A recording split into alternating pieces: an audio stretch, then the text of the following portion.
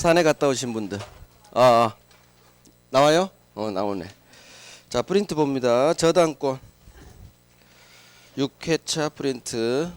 자, 저당권의 효력이 미치는 범위 목적물 부합물에 미쳐요, 종물에 미쳐요, 종된 권리에도 미쳐요, 가치 변형물에도 물상 대위할 수 있어요. 하지만 과실 차임채권에는 미치지 않아요. 자, 이걸 기반으로 부합물인지 아닌지에 따라 미치고 미치지 않는다가 결정돼요. 자, 동그라미 1번. 건물이 증축됐는데 독립성이 없구나. 독립성이 없구나. 붙었으니까 부합물이니까 소수로는 저당권 효력이 미친다. 자, 동그라미 2번. 전세권자가 식재했네요. 권리자가 심었죠. 지상 전세 임차인이라는 권리자가 심으면 직겁니다. 부합하지 않아요. 따라서 미치지 않는다. 자, 건물 절대 토지에 부합하지 않죠. 농작물 절대 토지에 부합하지 않죠. 그러니까 얘 둘 건물 농작물에는 저당권 효력이 미치지 않는다. 자, 이와 같은 부합물에 미쳐요, 종물에 미쳐요 라는 우리 민법 규정은 당사자가 배제할 수 있는 이 규정이다. 그래서 우리 부합물 종물에는 미치지 맙시다 라고 약정할 수 있다. 그 다음 물상대이네요. 저당 건물이 멸실합니다. 토지가 공용 징수됩니다. 자, 보험금을 받네요. 수용 보상금을 받네요. 여기에 저당권자는 물상대할 수 있다. 보험금하고 수용 보상금은 저당 목적물의 가치가 변형된 가치 변형물이죠. 하지만 안 되는 놈 두 놈. 매매대금, 그 다음 협의취득 보상금. 이 두 놈은 가치 변형된 물건이 아니죠. 토지 건물이 살아있죠. 그래서 매매대금, 협의취득은 매매를 읽어야 돼요. 협의와의 취득, 매매대금이에요. 그래서 협의취득 보상금, 매매대금에 대해서는 물상대할 수 없다. 그 다음 꼭 저당권자 스스로 압류 안 해도 된다. 제3자 압류라도 무방하다. 얘기는 없지만 1월달에 했죠. 자, 저당권 실행. 유가 보이네요. 이 네 놈이 보이죠. 그러면 나는 후빠니까 임차권은 소멸. 경락인에게 들이댈 수 없다. 나는 후빠죠. 용. 그래서 후빠니까 소멸, 후빠니까 경락인에게 대항할 수 없다. 중간에 이사가 해야 됩니다. 이사. 하지만 유치권은 소멸하지 않는다. 그래서 유치권은 경락인에게도 들이댈 수 있다. 자, 법정지상권입니다. 목차 2개 성립요건. 저당권 설정 당시 반드시 건물이 있을 것. 두 번째, 설정 당시 시점을 기준으로 토지 건물 소유자가 동일할 것. 자, 건물이 있기만 하면 이 건물이 동그라미 2번이죠. 미등기 무허가 건물이라도 상관없다. 따라서 미등기 건물이라도 이 건물, 미등기 건물을 위한 법정상권은 성립한다. 긍정. 그 다음 현재 건축 중이라는 세 글자가 보이네요. 건축 중. 그러면 나중에 완공된 건물을 위한 법정상권 태어난다. 아직 독립된 건물이 아닐지라도 나중에 완공되겠죠. 법정상권 됩니다. 자, 페이지 넘어갑니다. 자, 설정 당시 건물이 있기만 하면 이 건물이 중축됐든 개축됐든 철거 후 신축됐든 괜찮아요. 법정상권 태어납니다. 그런데 설정 당시 건물이 없구나. 4번. 건물이 없구나. 나대지구나. 나대지 후 건물에는 법정상권 태어나지 않습니다. 자, 5번. 저당권이 설정된 토지 위에 그 후 건물이 축조됐구나. 이렇게 읽어야 돼요. 이 토지는 나대지예요. 그래서 토지 저당권 후 건물, 나대지 후 건물이니까 소수로 가야죠. 법정상권 성립하지 않는다. 자, 6번. 원래 건물이 철거되고 그 후 신축된 건물에도 법정상권 태어납니다. 그런데 공동저당 이 네 글자가 뜨면 토지에도 저당권이 있고 건물에도 저당권 박은 걸 저당권 두 개. 공동저당이죠. 부동산 두 개.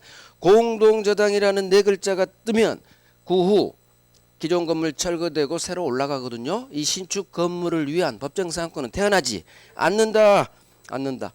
그래서 나대지 안 돼. 공동저당 안 돼. 안 돼. 자, 7번. 이 저당권 법정상권 법 규정은 반드시 지켜야 되는 강행 규정입니다. 그래서 저당권 법정상권을 배제하는 당사자 사이 특약은 무효. 아무런 효력이 없다. 자, 이제 일괄경매로 갑니다. 일괄경매는 법정상권하고 반대입니다. 토지의 저당권 설정된 후 나중에 건물이 올라갈 것. 건물은 언제 올라가야 돼요? 나중에 올라가야 돼요. 그 나대지 후 건물일 것. 두 번째, 경매 칠 때 반드시 이 건물은 설정자 갑 소유 건물일 것. 이 두 개만 외워놓으면 일괄경매는 끝난 거예요. 자, 나중에 건물이 올라와야 되니까 9번. 토지 저당권 취득 전에 이미 건물이 존재하구나. 그러면 이미 건물이 있었다면 일괄경매는 칠 수 없다. 자, 10번. 설정자로부터 용익권을 설정받은 자가 건축한 건물이라도 자 임차인이 건물을 올렸다는 얘기예요. 그런데 이 말이 떴죠. 설정자가 나중에 이 건물 소유권을 취득했네요. 그러면 설정자 소유 다섯 글자가 보이죠. 그러면 일괄경매 칠 수 있다. 자 11번. 그런데 설정자가 건물을 축조했는데 경매 당시 제3자가 건물을 소유하네요. 그러면 3자가 건물 소유하면 절대로 일괄경매는 칠 수 없다. 설정자 소유 건물이어야 하니까. 그래서 제3자 소유라고 안 돼. 설정자 소유라고 돼. 이미 건물이 있었다고? 안 돼. 이걸 훈련하시라는 얘기예요. 그럼 일괄경매는 난이도 상이니까 맞출 수 있어요. 자, 토지 건물 함께 경매 칠 수는 있지만 이 건물 경매 대가에서 우선 변제 받을 권리는 없다. 그래서 건물 경매만 칠 수 있지 우선 변제권은 없습니다. 이 건물에 저당권이 없기 때문에 그래요. 자, 이제 근저당. 근저당은 왔다리 갔다리 채권이죠. 장래, 증감, 변동하는 불특정 채권을 담보하기 위한 저당권. 이게 근저당. 자, 왔다리 갔다리 하다가 일시적으로 빵원이 될 수도 있겠죠. 괜찮아요. 일시적으로 피담보 채권이 소멸하더라도 근저당권은 소멸하지 않습니다. 부정성이 완화됩니다. 그 다음 2번 3번. 아직 채권이 확정되기 전이라면 채무의 범위, 채무의 원인 같은 말 또는 채무자 다 변경할 수 있다. 그래서 채무의 원인 사과해서 배로, 채무자 옆집 점포로 변경할 수 있다로 끝납니다. 자, 이거 변경할 때 후순위 2번 저당권자 승낙 필요 없습니다. 그래서 관심 없다고 해서 2번은 사과해서 배로 바꾸든지 말든지 니들 알아서 해. 승낙 요하지 않는다. 자, 반드시 등기해야 될 사항이 채권 최고액이에요. 그 채권 최고액은 반드시 등기해라. 필수적 등기사항. 2번에서 5번. 근저당의 존속기간, 결산기 이런 것은 필수적 등기사항은 아니다. 임의적 등기사항입니다. 자, 이자는 채권 최고액에 포함됩니다. 그 다음 1년분이 넘는 전배상금이라도 즉 전배상금은 전부 최고액 범위 내에서 담보됩니다.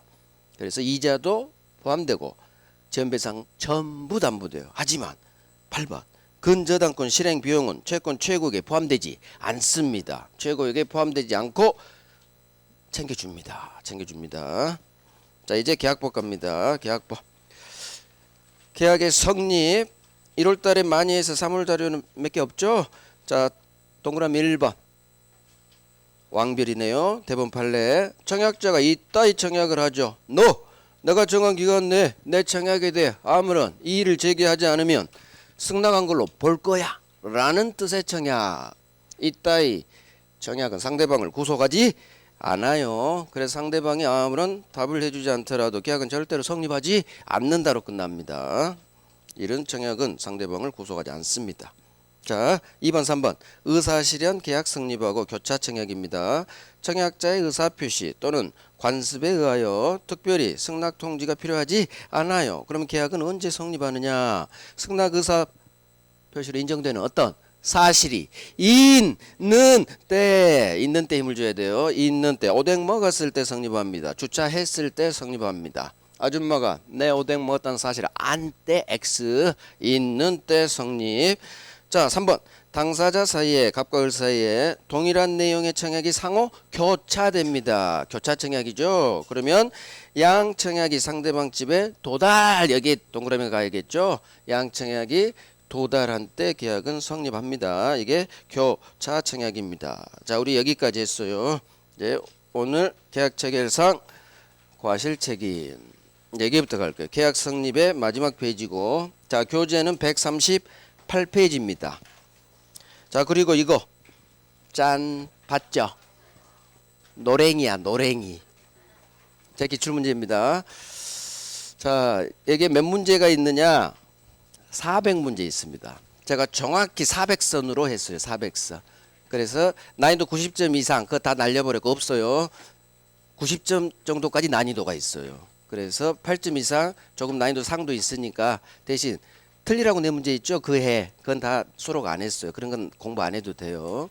그런 건 당연히 틀려야 되니까 공부 대상은 90점까지 난이도만 여러분들이 다달다 훈련하면 되는 거예요.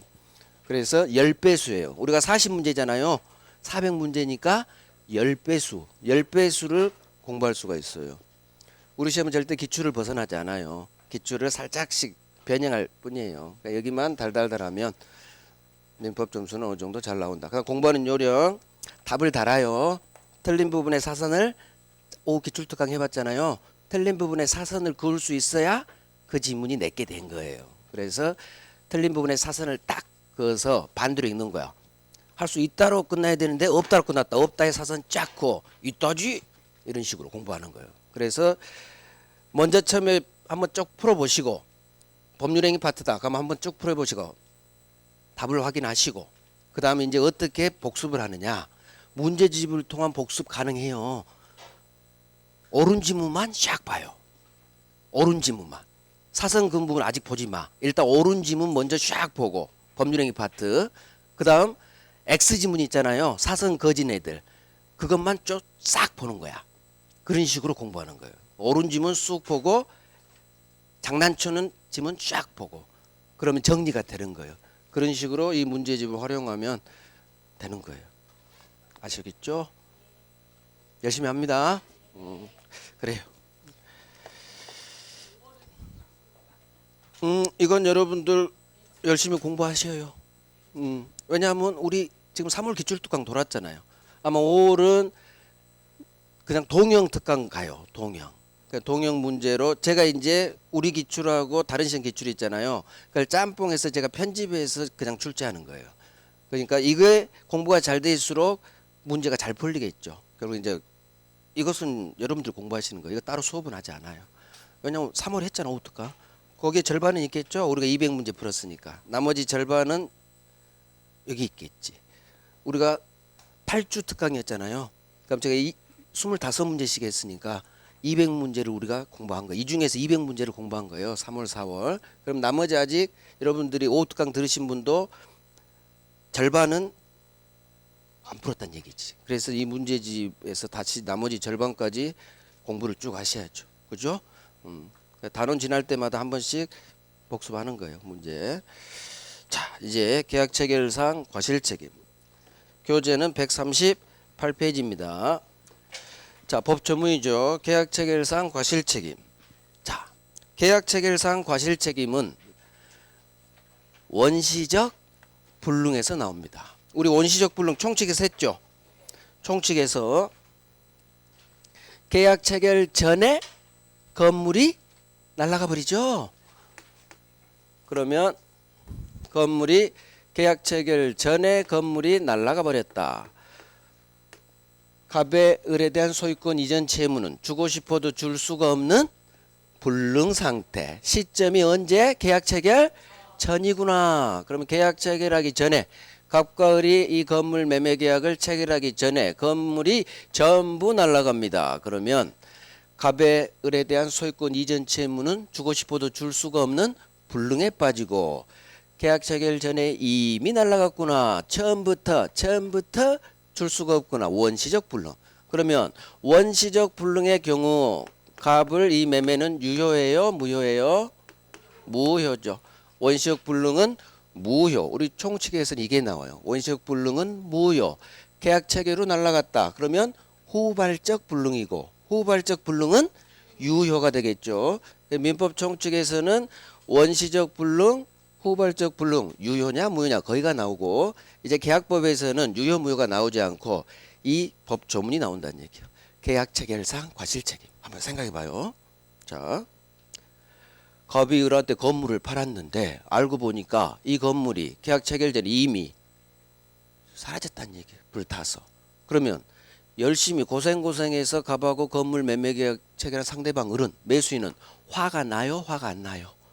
화가 나지. 고생해서 계약서 썼는데 알고 보니까 건물이 이미 없어졌잖아요. 자, 이때 이 매수인을 위해서 우리 법은 갑, 매도인, 당신은 이미 사라진 건물을 팔았기 때문에 을에게 책임을 지세요. 이게 바로 계약 체결상 과실 책임이에요. 제목이 뭐다? 계약 체결상 과실 책임이에요. 일단 제목부터 익숙해지셔야 돼. 계약 체결상. 자, 잠깐 이놈이 자꾸 내 앞길을 막아.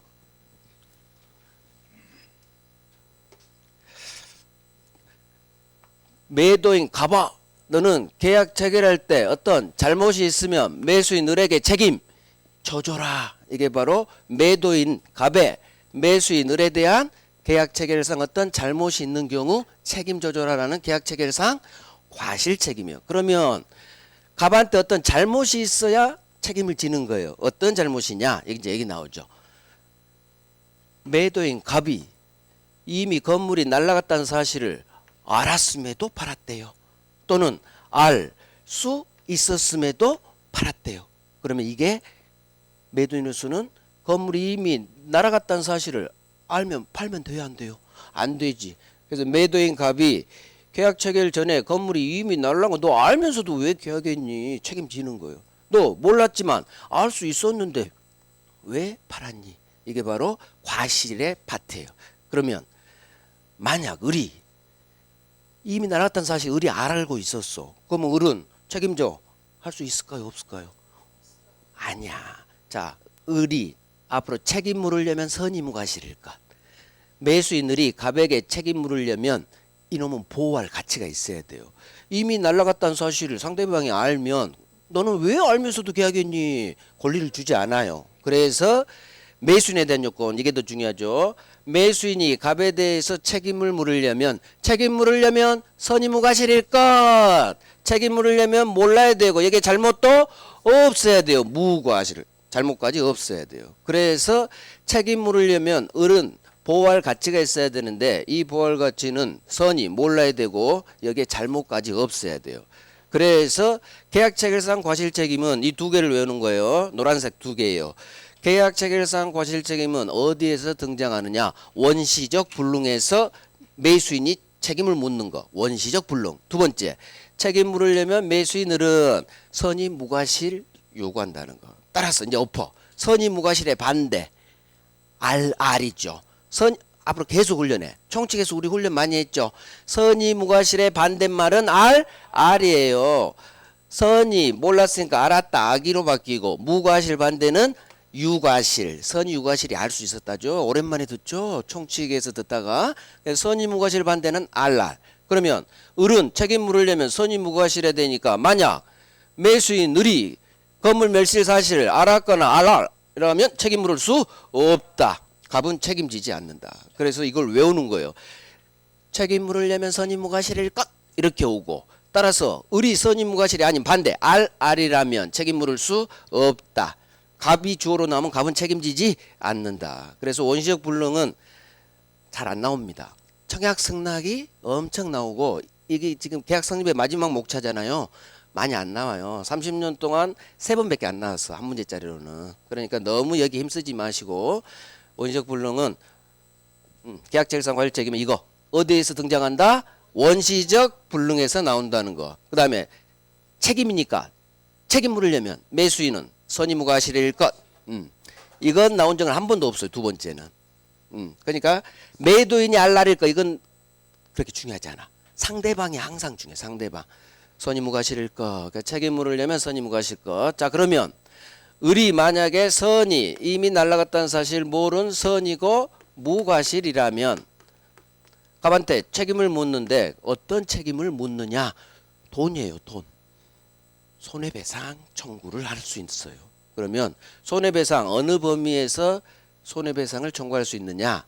자, 이 계약은 원시적 불능이기 때문에 무효죠. 그런데 을은 이미 날아갔다는 사실 전혀 모르니까 이 계약이 유효라고 믿고 지출한 비용, 이 매매 계약이 사실은 무효인데 유효라 믿고 지출한 비용을 손해배상으로 청구하는 거예요. 예를 들면 건물이 부산에 있어서 서울에서 부산으로 왔다 갔다 교통비, 그다음에 부산 가서 하룻밤 자야겠죠, 며칠 숙박비, 이런 걸 손해로 배상으로 받아내는 거예요. 이게 바로 사실은 원시적 불능 무효인데 유효라 믿고 실내익 배상이라고 해요. 그래서 믿을 신자 나왔죠. 신뢰했다. 사실은 무효인데 유효라 믿고 지출한 비용을 손해로서 받아내는 거예요. 이게 바로 실내익 배상이에요. 자, 그러면 손해배상 하나가 더 있어요. 이행이익 배상이라는 게 있어.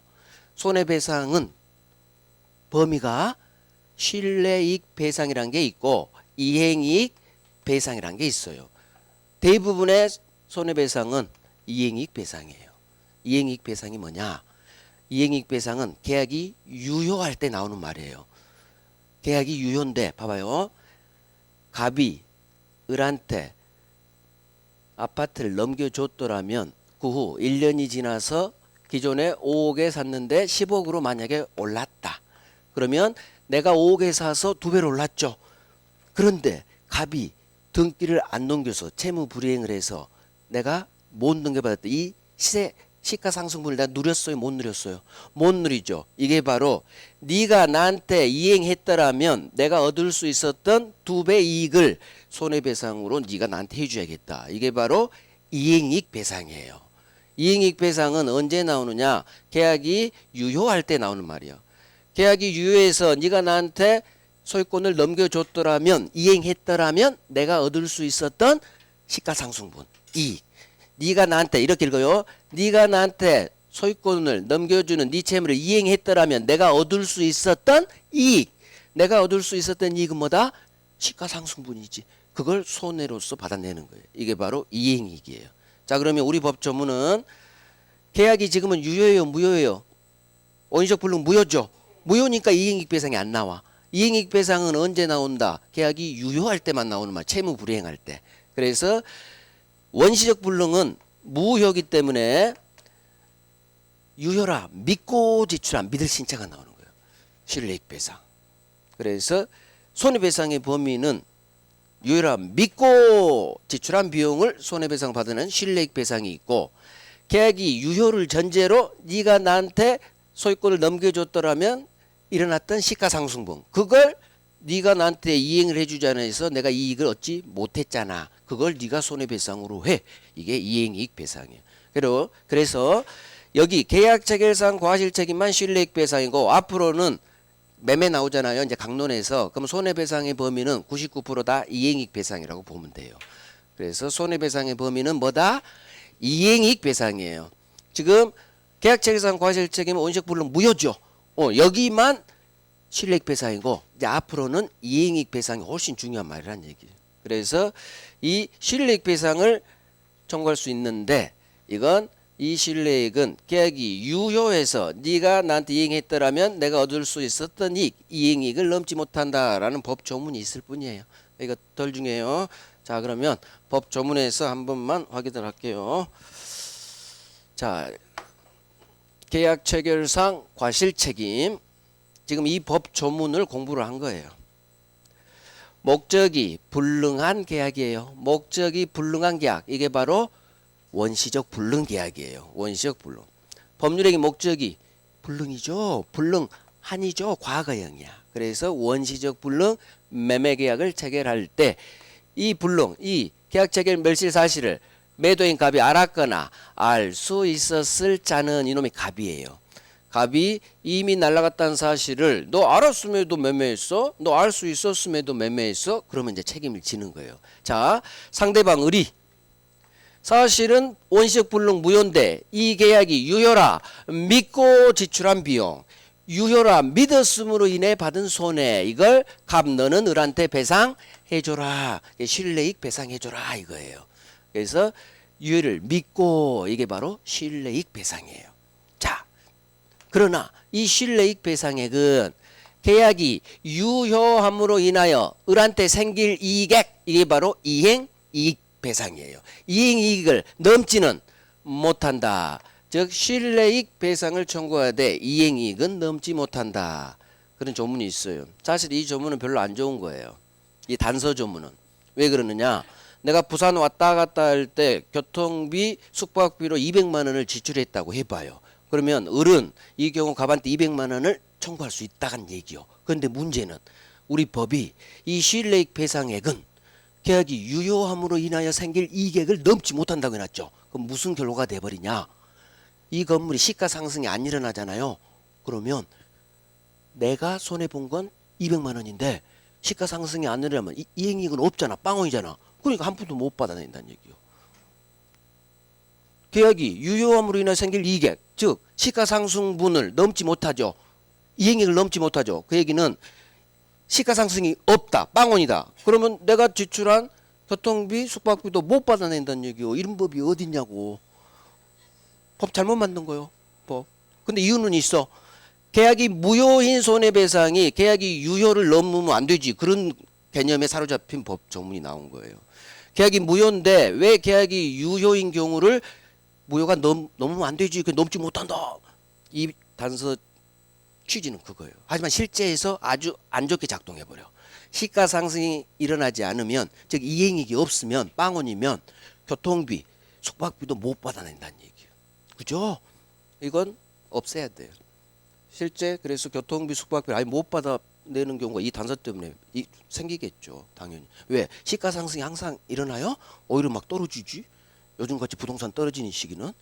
그러니까 교통비도 못 받아내나 안 좋은, 을한테는 안 좋은 점. 어찌됐든 실내익 배상인데 이 실내익 배상액은 계약이 유효함으로 인하여 생길 이익액, 이게 바로 뭐다? 이행이익액을 넘지 못한다. 이행이익을 넘지 못한다. 자, 전항의 규정은 상대방 을이 이 불능을 알았거나 알 수 있었을 경우에는 작동되지 않는다. 그 얘기는 상대방 을이 알이라면 책임지지 않는다. 그래서 여기서 책임 물려면 선의무과실일 것, 이게 나오는 거예요. 알이라면 책임 물을 수 없다. 갑은 책임지지 않는다.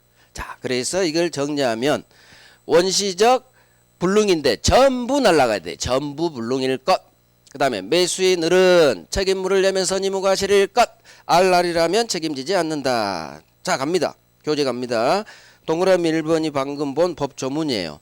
목적이 불능한 계약, 이게 원시적 불능 계약을 체결할 때 이 불능이 멸실사실이에요. 멸실사실을 알았거나 알 수 있었을 자 갑은 상대방 을이 선의무과실인 경우 을이 이 계약이 사실은 원시적 불능 무효인데 유효라 믿고 지출한 비용, 이거 손해배상해줘라. 자, 2번이 3번이 별 3개, 2번 3번이 별 3개.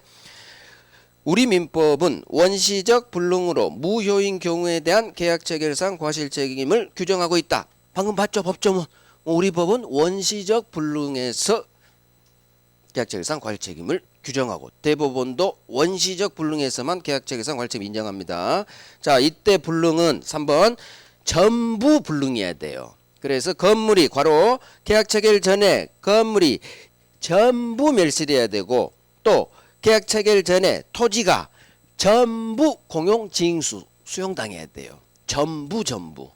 그래서 일부만 건물이 반파됐다. 그럼 계약체결상 과실책임 물을 수가 없어요. 일부 멸실은 계약체결상 과실책임 물을 수 없는 거예요. 전부 멸실, 전부 수용, 전부 불능이어야 계약체결상 과실책임은 발생하는 거예요.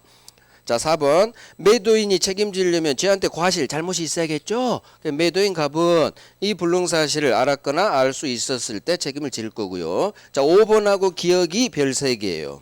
5번 상대방은 책임 물으려면 선의무과실일 것, 선의 플러스 무과실까지 상대방한테 요구합니다. 그래서 외워야 되겠죠. 이렇게 해요. 책임 물으려면 선의무과실일 것 이렇게 해요. 그러면 선의무과실일 것 외워놨으면 이제 기억이 되는 거야. 선의무과실해야 되니까 선의무과실의 반대는 R이겠죠. 그래서 상대방 을이 불능사실을 알았건 알 수 있었다면 책임 물을 수 없다. 갑은 책임지지 않는다. 자, 6번이 이제 아까 본 법 전문이에요. 상대방이 계약 유효란 믿고 지출한 비용 실내익을 갑은 배상하세요. 믿을 신 유효란 믿고 믿을 신 실내익 배상.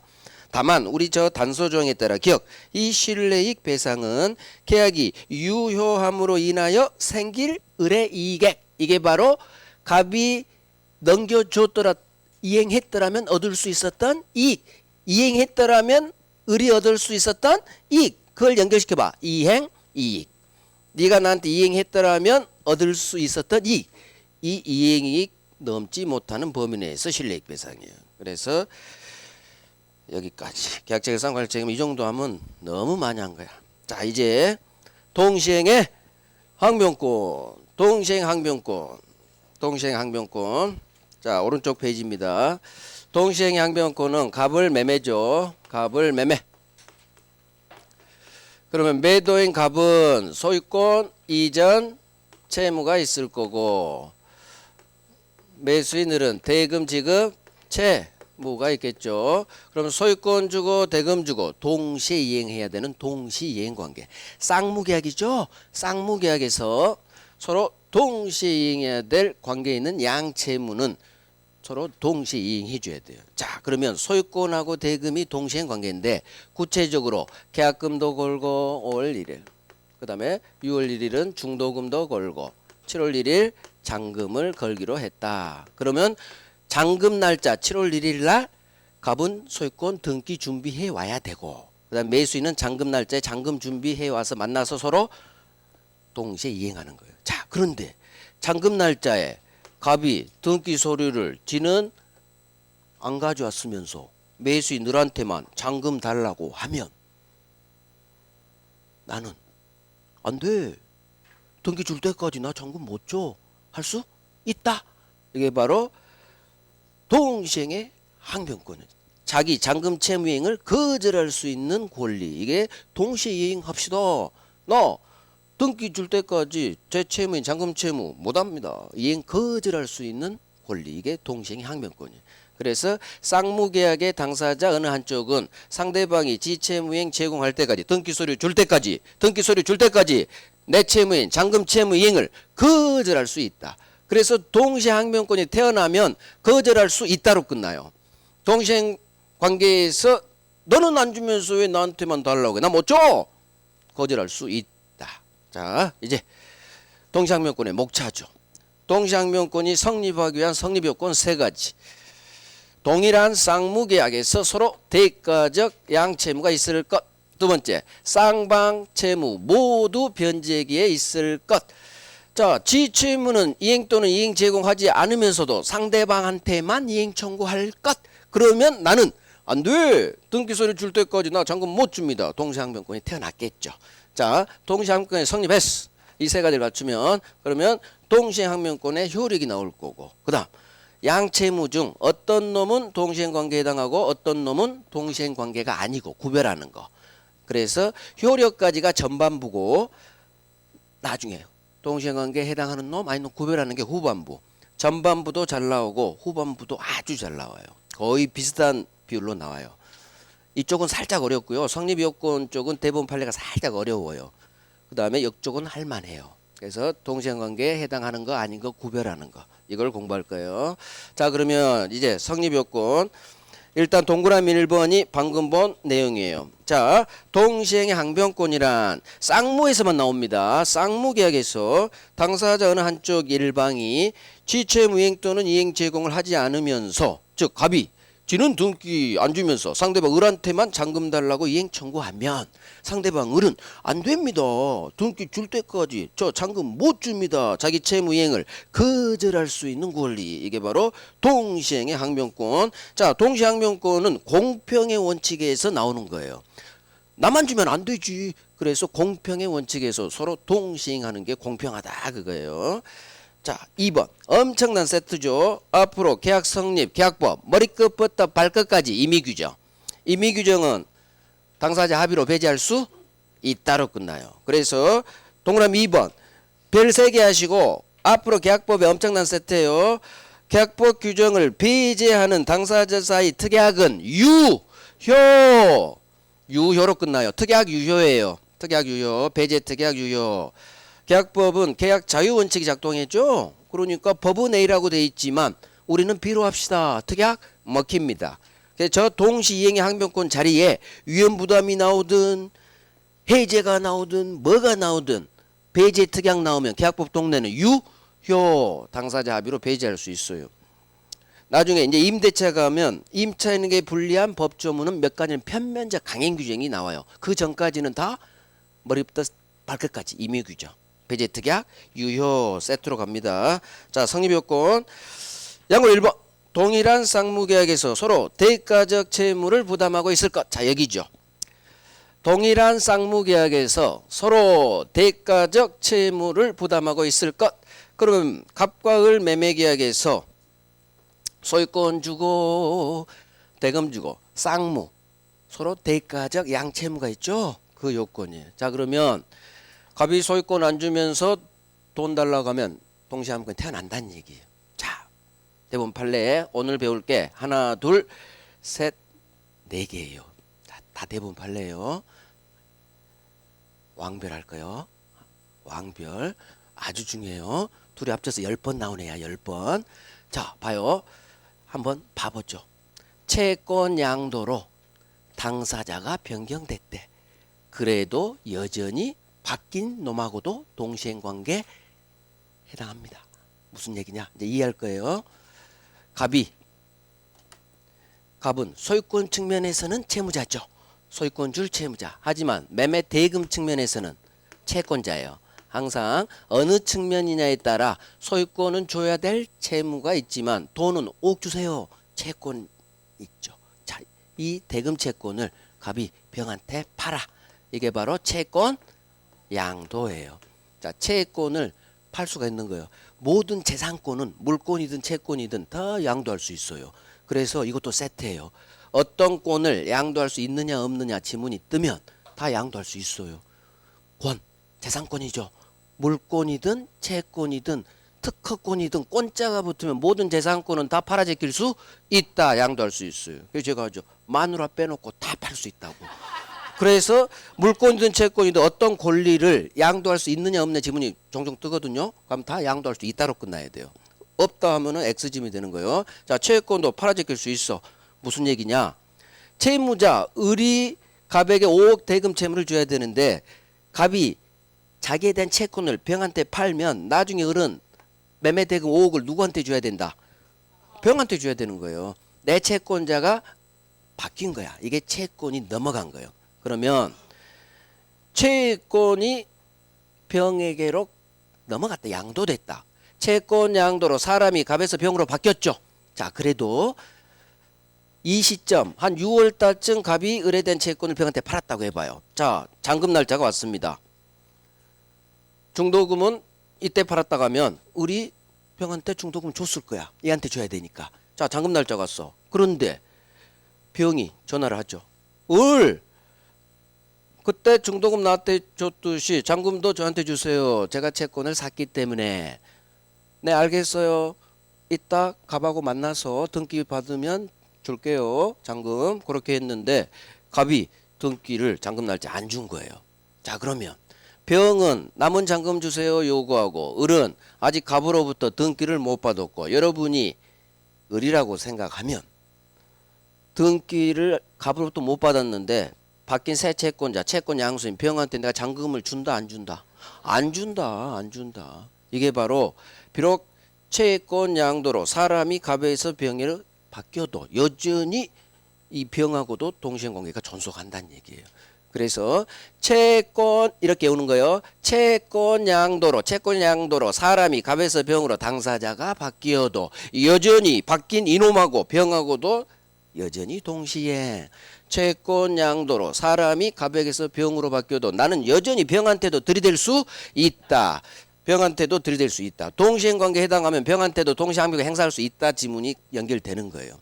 자, 된 거야. 자, 두 번째 이것도 한번 봐봐요.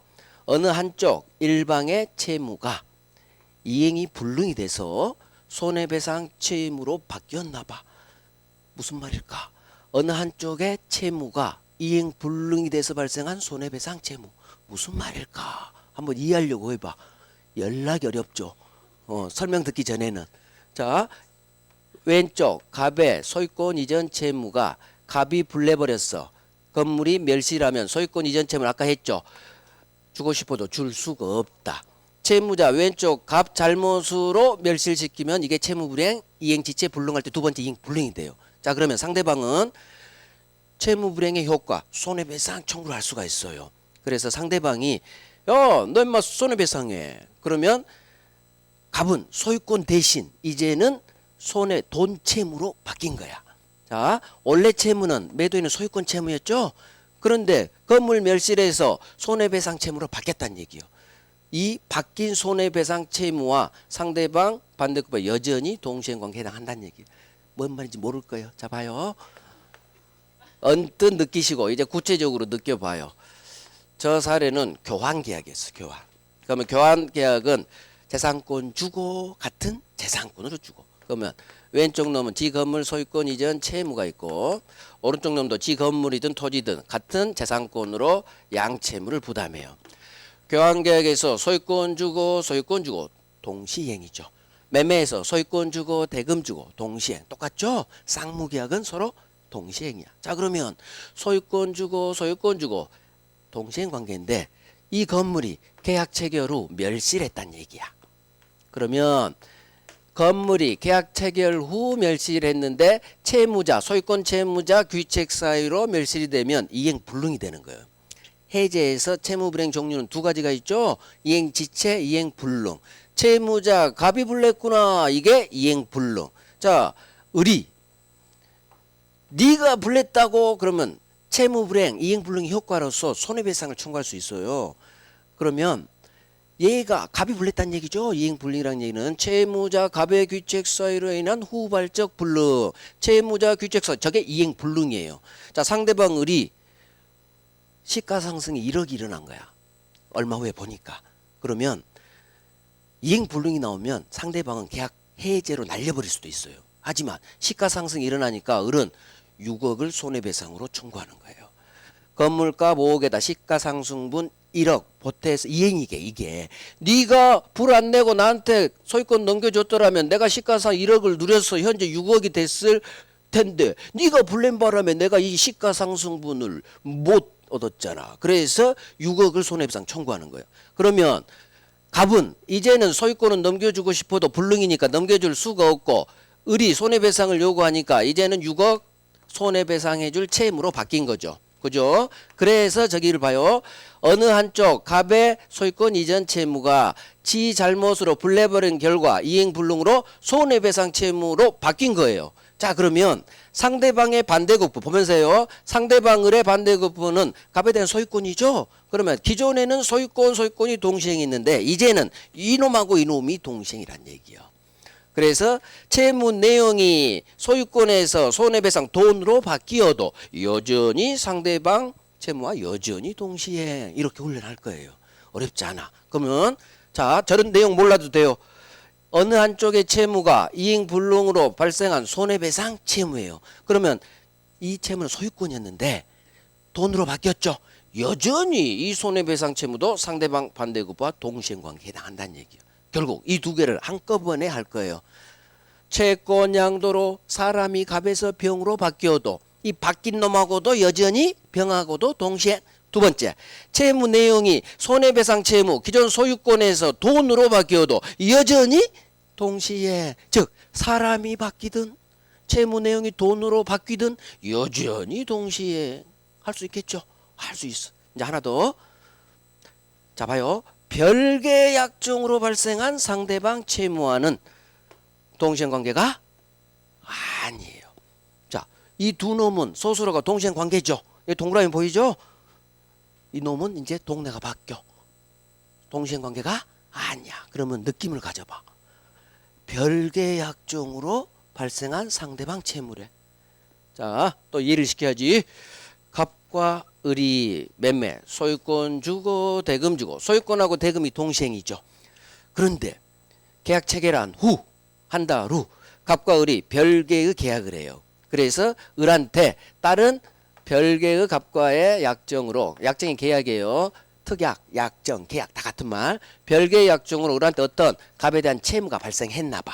그러면 을은 대금 채무가 있고 플러스 갑과의 별개 계약에 따른 어떤 채무가 있나 봐요. 그러면 소유권하고 대금이 동시행이지 이 소유권하고 별개 약정으로 발생한 상대방 을의 채무와는 동시행 관계가 아니란 얘기요. 자, 느낌이 왔어. 소유권하고 대금이 동시에 별개 약정으로 발생한 너는 별개니까 너는 따로 놀아. 별개니까 너는 나하고 같이 놀면 안 돼. 나랑 같이 놀러오면 누구? 대금. 대금하고만 동시행이지 너는 별개 약정으로 발생했잖아. 너는 따로 놀아. 나랑 동시행 관계가 아니야. 이렇게 올 거예요. 결국 어디 동그라미 한다? 별개 약정. 여기 동그라미가 들어가면 되는 거예요. 별개 약정으로 발생한 상대방 채무. 즉 너는 별개 약정으로 발생했으니까 너는 따로 놀아. 나하고 동시행 관계가 아니야. 따로 특약으로 동시행 관계를 만들지 않는 한 원칙 동시행 관계 아니야. 된 거예요. 자, 하나 더. 소유권하고 대금이 주된 채무죠. 매매 계약에서 가장 주된 채무가 소유권 주고 대금이죠. 주된 채무끼리만 동시행 관계예요. 주된 채무. 따라서 주된 채무 아닌 부수적 채무는 상대방의 주된 채무 소유권 대금하고 동시행 관계가 아닌 거예요.